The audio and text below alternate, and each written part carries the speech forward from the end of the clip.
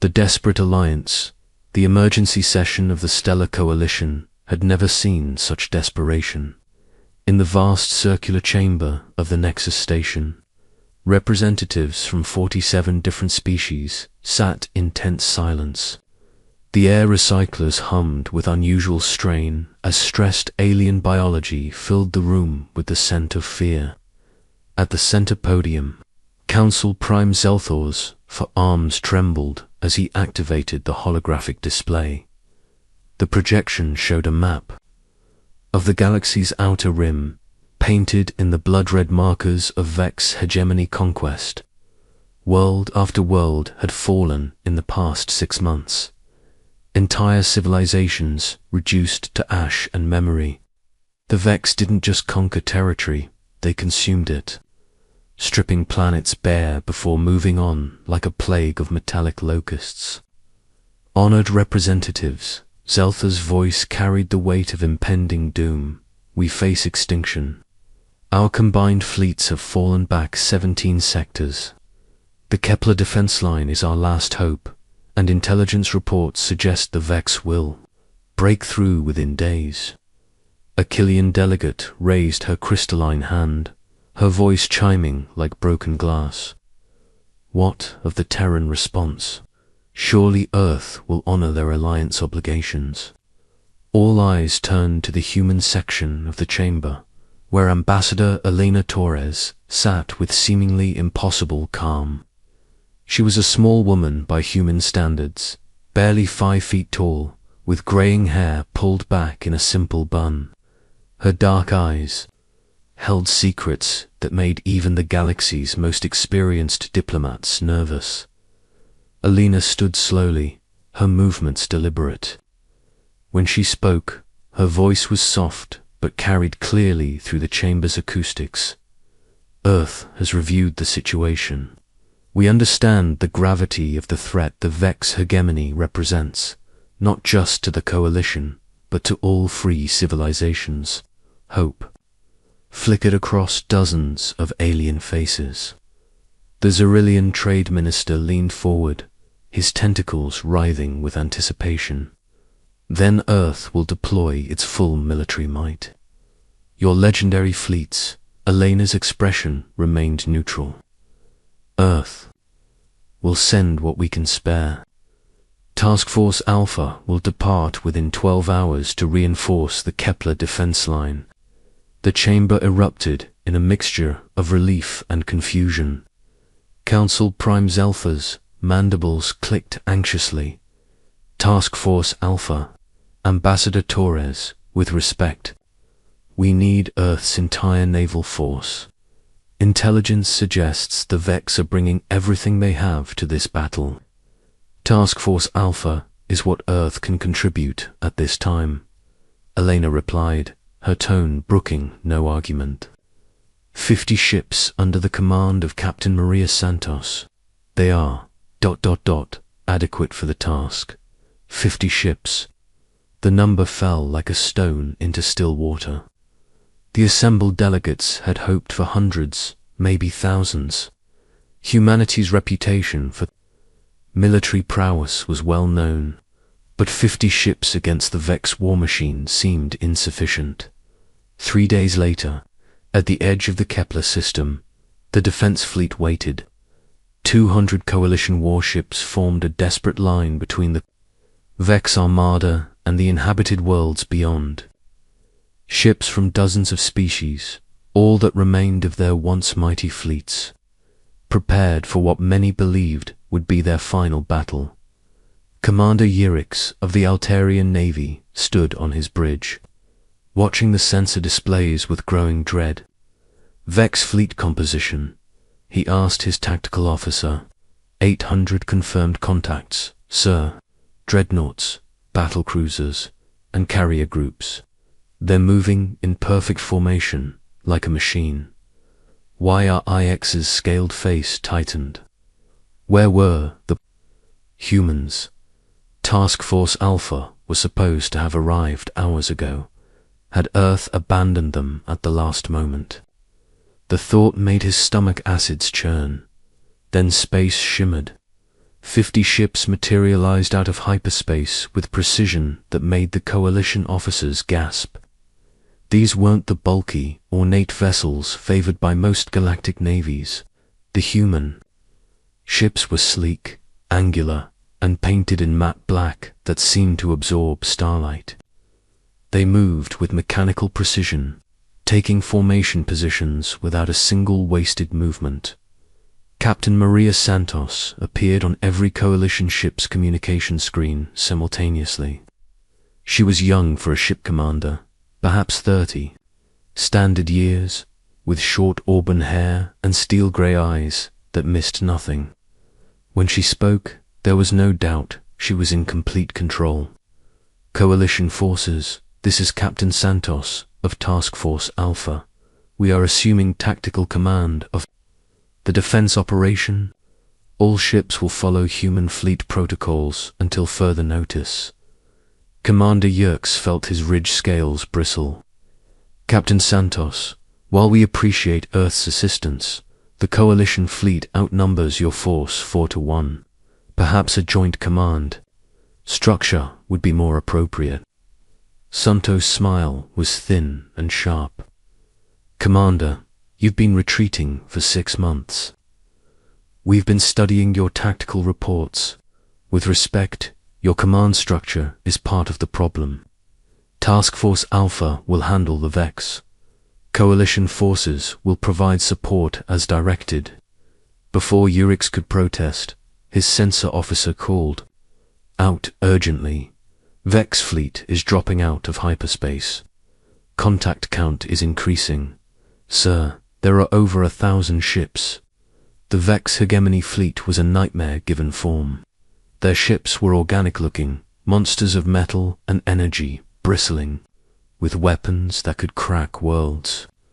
At their head, the flagship Devourer stretched nearly 10 kilometers from bow to stern, its hull pulsing with bioluminescent veins that carried power to weapons capable of sterilizing entire systems.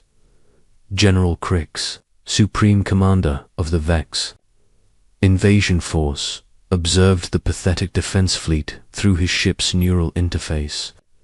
The coalition ships were arranged in standard defensive formations, predictable and weak. But these new vessels, these human ships, they moved differently. Their formation was loose, almost casual, as if they weren't concerned about the overwhelming odds analysis of the human vessels. Crix demanded, his voice a grating synthesis of biological and mechanical sounds. His tactical coordinator, a Vex officer whose original species was long forgotten after cybernetic conversion, replied with mechanical precision. 50 vessels of unknown configuration. Energy signatures are ... unusual. They appear to be using some form of containment technology we haven't encountered. 50 ships, Crix mused. The humans send 50 ships against our 1,000. Either they are supremely confident or utterly foolish. Begin the attack. Target the human vessels first. I want to see what Earth considers adequate for this battle. The Vex fleet surged forward like a tide of destruction, their weapons charged with energy that made space itself ripple. Massive plasma cannons prepared to unleash devastation that had ended countless civilizations. Then the humans opened fire. What happened next would be studied by military tacticians for generations. The human weapons didn't look impressive. Small projectiles, barely visible to sensors, launched from seemingly insignificant gun ports. But when they struck Vex ships, the results were catastrophic. The projectiles didn't explode. They simply punched through shields, armor, and hulls as if they weren't there, leaving perfectly round holes that vented atmosphere and critical systems into space. Captain Santos stood on her bridge, watching the tactical display with the calm of someone reading a weather report. Target the carrier groups first, she ordered. Disable their strike craft capability. then work our way up to the heavy units. Her weapons officer, Lieutenant Commander Jackson Park, nodded and relayed firing solutions to the fleet. All ships implement pattern Delta 7. Remember, this is a training exercise. Keep your accuracy ratings above 90%. Training exercise. The words were transmitted on open frequencies, heard by every coalition ship in the area. Commander Urix stared at his communication screen in disbelief. The humans were treating this desperate last stand as a training exercise. The Vex pressed, their attack launching wave after wave of fighters and missiles. But the human defensive fire was unlike anything the galaxy had ever seen. Point defense systems tracked and eliminated incoming threats with mechanical precision. Not a single human ship took damage in the first 20 minutes of combat. General Crix watched his carefully planned assault disintegrate in real time. His carriers were already dead in space, their launch bays venting frozen atmosphere. His battle line was being systematically dismantled by impossibly accurate fire. "What are those weapons?" he demanded. "Unknown, General. Analysis suggests some form of kinetic penetrator, but the velocity and mass readings are impossible. They're moving at significant fractions of light speed. Impossible. No projectile can maintain coherence at those velocities without massive energy expenditure. Where are they getting the power?" That question would haunt Vex intelligence for the brief remainder of their empire's existence. The truth was elegant in its simplicity. Humans had learned to manipulate matter at the quantum level, creating projectiles that existed in a state of controlled probability. They were simultaneously incredibly massive and nearly massless, allowing them to achieve impossible velocities, while remaining stable enough to penetrate any known defense. The battle lasted 93 minutes. When it ended, the Vex hegemony's invasion fleet was scattered debris drifting in the cold vacuum of space. Not a single human ship had been destroyed. Several bore scorch marks from near misses, but Task Force Alpha remained combat effective. The Coalition fleet hung in space, their crews stunned into silence. They had witnessed the impossible. 50 human ships had annihilated a force that had conquered half the galaxy. It wasn't just the technology, though that was clearly superior. It was the way the humans fought, with cold precision and absolute confidence, as if they had never doubted the outcome. Council Prime Zelthor's voice crackled over the general communication frequency, filled with awe and gratitude. "Captain Santos, on behalf of the Stellar Coalition, I must express our profound gratitude. Earth has saved us all." Santos appeared on screen again, and for the first time since the battle began, she looked slightly uncomfortable. Council Prime, Task Force Alpha was happy to assist. "We're returning to Earth for debriefing and ... evaluation. Evaluation." Commander Yerkes couldn't help himself. "Captain, your performance was flawless. What could possibly require evaluation?" Santos hesitated, choosing her words carefully. This was Task Force Alpha's first real combat deployment. Their recent graduates from the Naval Academy, Command will want to review their performance and determine if they're ready for more challenging assignments. The silence that followed was profound.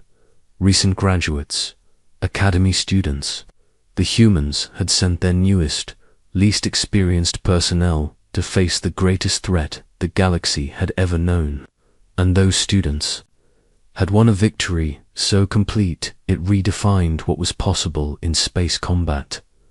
As Task Force Alpha jumped back to hyperspace, leaving behind a field of Vex wreckage and a coalition of aliens struggling to comprehend what they had witnessed. 1. Thought echoed through every mind in the surviving fleet. If this was what Earth's students could accomplish, what could their actual military do? The revelation, the victory celebration on Nexus Station lasted 3 days. Representatives from across the Stellar Coalition gathered to honor Task Force Alpha's triumph over the Vex hegemony, streets filled with beings from 100 worlds, all raising their various appendages in salute to Earth's heroic intervention. The humans, they declared, had saved galactic civilization itself. Ambassador Alina Torres stood at the window of her diplomatic suite, watching the festivities below with an expression that might have been amusement. Her aide, a young man named David Chen, approached with a stack of communication requests. Ambassador, we have 17 requests for formal alliances, 23 trade agreements, and 49 requests for human military advisors. The Altarians want to name their next colony ship after Captain Santos. Elena sighed. Decline them all politely. Tell them Earth is considering our expanded role in galactic affairs. David frowned. Ma'am, with respect, wouldn't now be the perfect time to solidify Earth's position? The Coalition is grateful, and our reputation has never been higher. Alina turned from the window, her dark eyes serious. What do you know about Task Force Alpha's actual mission parameters? Standard patrol and training crews, ma'am. They were supposed to run navigation exercises in the outer systems when the Coalition emergency came up. Exactly, training crews. Captain Santos and her crews weren't even supposed to encounter live fire. Command was very unhappy about the whole situation. David's confusion was evident, but they won a complete victory against impossible odds. Yes. They did, which is exactly the problem. Before David could ask what she meant, both their personal communicators chimed with an emergency frequency. Elena's face went pale as she read the message. Get me a secure channel to Earth Command. Priority, Alpha. 24 hours later, the celebration on Nexus Station came to an abrupt end. Emergency klaxons wailed across the station as every sensor array in the system screamed warnings. The Vex hegemony had returned, and they had brought everything. They had. The hyperspace ruptures began at the edge of the system, space tearing apart as thousands of ships emerged from the void. But these weren't the organic monstrosities of the previous Vex fleet. These ships were different, larger, more angular, with hull configurations that hurt to look at directly. They moved with purpose that made even seasoned military officers nervous. Council Prime Zelthor's emergency announcement echoed through the station's corridors. All Coalition forces to battle stations. The Vex have returned with what our sensors indicate is their entire military force. Over 10,000 ships, of unknown configuration. In the Coalition Fleet Command Center, panic was setting in. Admiral Vorth of the Draconian Navy stared at the tactical display with growing horror. Where is Task Force Alpha? We need the humans here immediately. Commander Yix, recently promoted after his observations during the previous battle, shook his head. They returned to Earth after the battle. It would take them days to return, and by then we're dead, Admiral Vorth finished. 10,000 ships. Even with our entire remaining fleet, we have maybe 300 operational vessels. On the leading edge of the Vex formation, General Crix stood in the command center of his new flagship, World Ender. His form had been extensively modified since his defeat. His organic components replaced with advanced combat systems that made him more machine than living being. The humiliation of losing to 50 human ships had driven him to desperate measures. Status of the human fleet.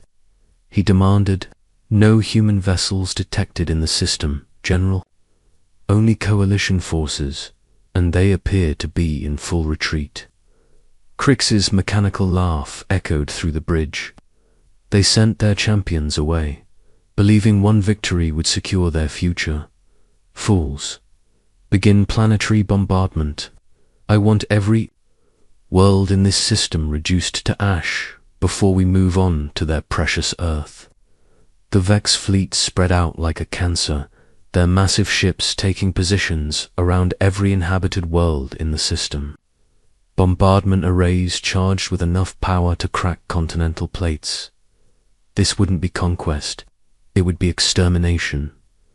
Then Ambassador Elena Torres appeared on every screen in the system, her transmission somehow overriding both Coalition and Vex communication frequencies. She sat in what appeared to be a simple office, her hands folded on a desk, looking more like a bureaucrat than humanity's representative in a galactic crisis. "General Crix," she said, addressing the Vex commander directly, "you seem to have made a fundamental error in your calculations." Crix's augmented features twisted in rage. "Human, your champions are gone. Your pathetic coalition allies cower before our might. Surrender now, and I will ensure your deaths are quick."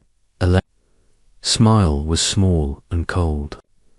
"General, you're operating under a significant misunderstanding about the nature of Task Force Alpha's previous deployment. They destroyed our invasion fleet. Yes, they did. And they did it very well, which is why Command was so annoyed with me for approving their deployment." General Crix paused, processing this unexpected response. "Annoyed? Your military command was annoyed with victory." "Oh yes." Elena leaned back in her chair. "You see, Task Force Alpha wasn't supposed to engage in combat at all. They were on a training cruise. Fresh academy graduates getting their first taste of deep space operations. Captain Santos had explicit orders to avoid any situation that might result in actual fighting. The silence that followed was filled with the hum of 10,000 Vex. Ships maintaining combat positions. Elena continued, her voice conversational, as if discussing the weather. "The problem is, when Academy cadets engage in unauthorized combat operations, even if they win, it creates a terrible precedent. What if they had lost? What if some of those kids had died because I authorized them to fight instead of waiting for proper military support?" "You're saying?" General Crix's voice carried a note of uncertainty that hadn't been there before. "I'm saying that Task Force Alpha represented the absolute minimum force Earth felt was necessary to handle your invasion fleet. They weren't our best. They weren't our most experienced. They were students on their first field trip." Elena stood and walked to what appeared to be a window, though those watching realized they could see stars moving past at impossible speeds. She wasn't on a planet or station. She was on a ship. Earth's command was quite clear in their displeasure with the situation. They felt that sending Academy cadets to handle galactic security was inappropriate and potentially dangerous. So they're sending proper military units to clean up the mess. The space around Nexus Station began to change. It started as a subtle distortion, like heat shimmer, but quickly intensified. Reality itself seemed to bend as massive shapes began emerging from hyperspace, not the controlled, precise jumps of normal fleet movements, but something far more dramatic. The first ship to fully materialize was larger than anything the Vex had brought. The hull stretched 20 kilometers from bow to stern, a sleek predator of black metal and contained lightning.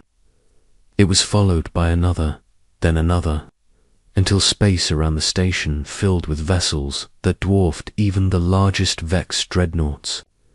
Admiral Chenwei appeared on the communication frequencies, his image replacing Elena's. He was an older man, perhaps 60, with grey hair and eyes that had seen things most beings couldn't imagine.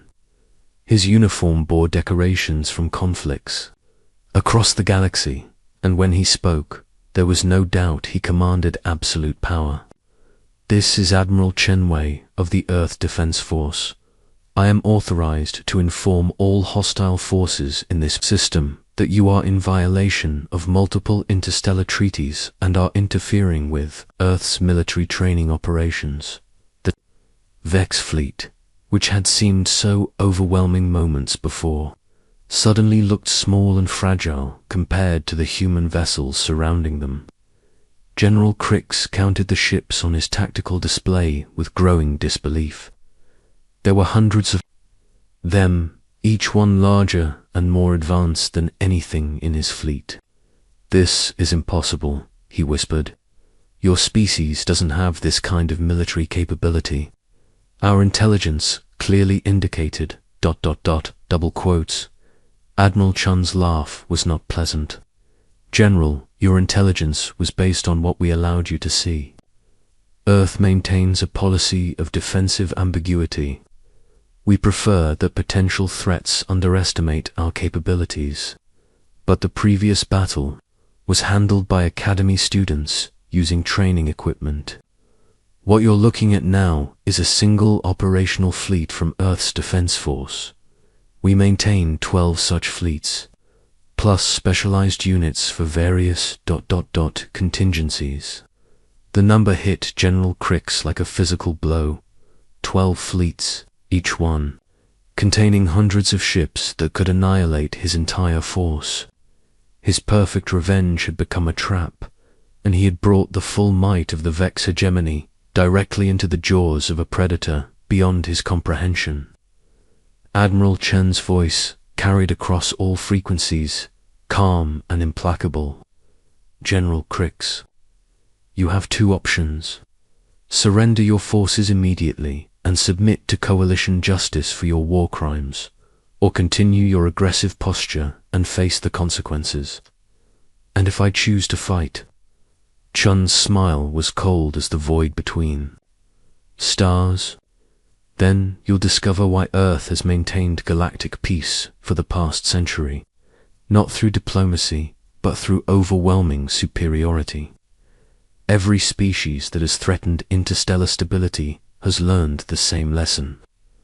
The question is whether you'll survive long enough to remember it." The Vex fleet began to move, not in attack formation, but retreat. General Crix, faced with impossible odds, chose survival over honor. But Admiral Chen had anticipated this response.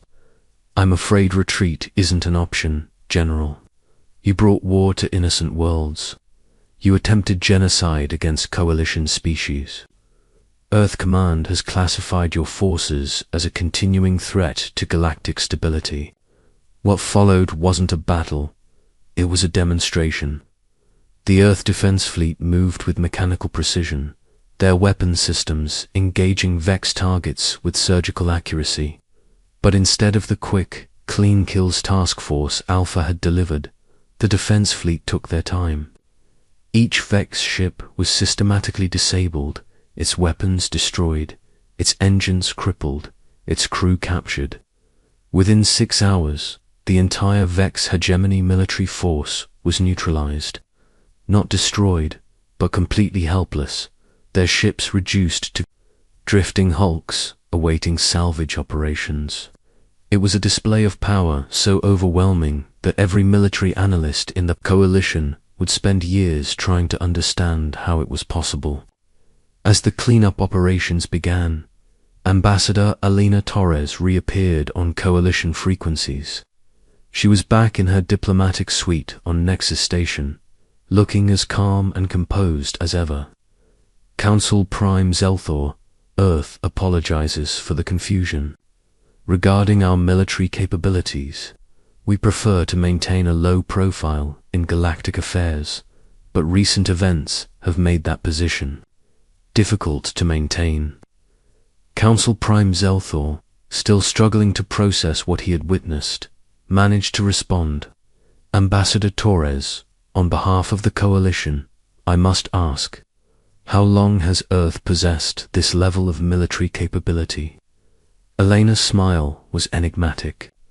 Council Prime, Earth has been a spacefaring civilization for over 2 centuries. We've had time to prepare for various contingencies. The galaxy is a dangerous place, after all. But why hide it? Why let other species believe you were just another member of the Coalition? Because power without restraint breeds fear, and fear breeds conflict. Earth learned long ago that sometimes the most effective weapon is the one your enemies don't know you have. The Vex hegemony is proof of that principle. As the Coalition fleet began returning to their home systems, carrying stories that would become legend, Elena stood once again at her window. David Chen approached with a new stack of communication requests, but this time his expression was different. He had been present for Admiral Chen's briefing on Earth's actual military capabilities, and the knowledge had changed him. Ambassador, the Coalition Council is requesting a full strategic briefing on Earth's military structure. They want to recalibrate their relationship with humanity. Elena nodded. Schedule it for next week, and David, make sure they understand that what they saw today was just one fleet. We wouldn't want them to think we were showing off. As news of the battles spread across the galaxy, one truth became clear to every civilization capable of space travel. Humanity had been holding back. For decades, they had maintained the pretense of being just another Coalition member, when in reality they possessed the power to dominate the entire galaxy. The fact that they chose not to use that power made them either the most benevolent species in known space, or the most terrifying. The galaxy would spend years debating which interpretation was correct. But one thing was certain: no one would ever again make the mistake of underestimating what Earth was capable of when properly motivated. In the end, the Vex hegemony's greatest victory was also their ultimate defeat. They had forced humanity to reveal their true strength, and in doing so, had changed the balance of galactic power forever. The age of pretending Earth was just another Coalition member was over. The age of human hegemony had begun.